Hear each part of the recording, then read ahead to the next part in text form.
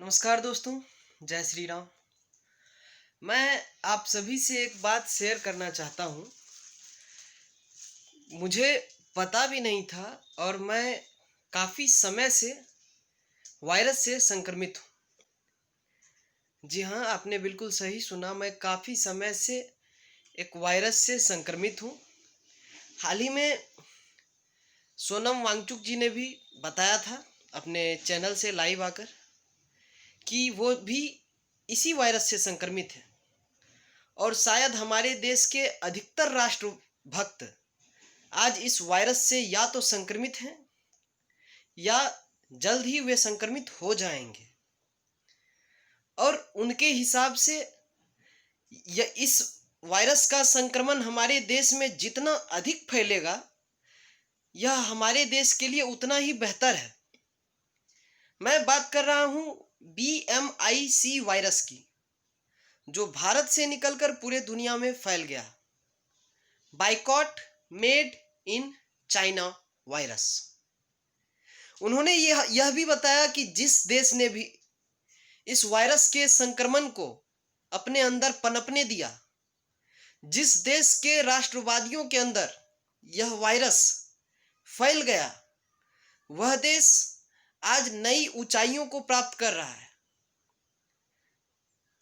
और इससे सिर्फ और सिर्फ एक ही व्यक्ति को नुकसान है, एक ही देश को नुकसान है, वह है चाइना।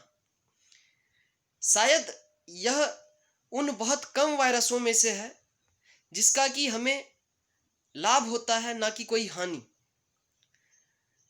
यह वो संक्रमण है जो मैं आप लोगों तक YouTube के माध्यम से शेयर कर रहा हूं और आशा करता हूं आप लोग भी संक्रमित हो जाएंगे इसी वायरस से।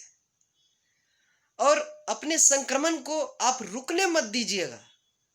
यह चेन जितना आगे जाए, आप भी बताइए कि मैं BMIC वायरस से संक्रमित हूं, क्या आप भी संक्रमित हैं? यह आंदोलन देशव्यापी होना चाहिए और हम सबों का यह प्रयास होना चाहिए कि कम से कम हम अपने स्तर पर इसे देश के विभिन्न हिस्सों में फैलाएं। हम सभी के रिश्तेदार देश के अलग अलग हिस्सों में रहते हैं।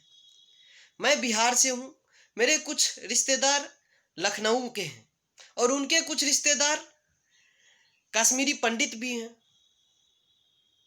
तो ऐसे में मैं सिर्फ उदाहरण दे रहा हूं।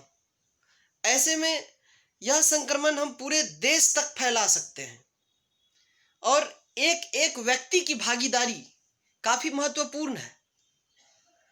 तो आप लोग कमेंट बॉक्स में बताइएगा, क्या आप भी इस वायरस से संक्रमित हैं और क्या आप मेरी मदद करेंगे इस वायरस के संक्रमण को पूरे भारत में और यदि संभव हो तो पूरे विश्व में फैलाने को।